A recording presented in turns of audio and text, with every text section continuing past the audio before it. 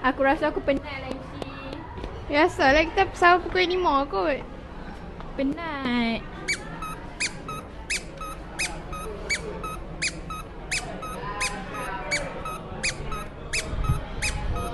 Well,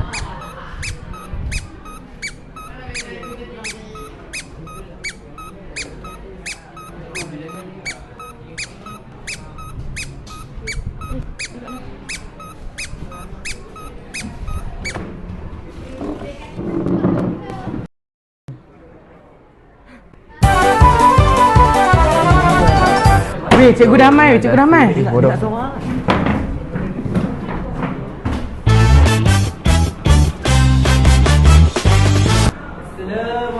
warahmatullahi wabarakatuh. Waalaikumsalam warahmatullahi wabarakatuh. Ustaz. Hari ni semua puasa ke? Puasa. Rafidi tak puasa hari ni. weh Anis, bangun. Saya cikgu nampak.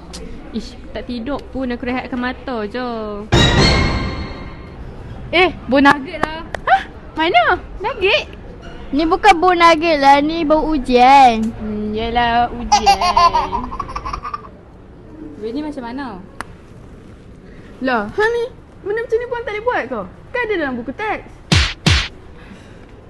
Sabar Asli, sabar. Puas dah, okay?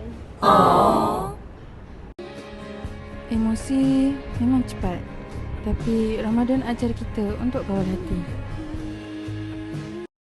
Sebenarnya agak sekolah dia dah puasa. Ni bukan ujian akademik, ni ujian iman.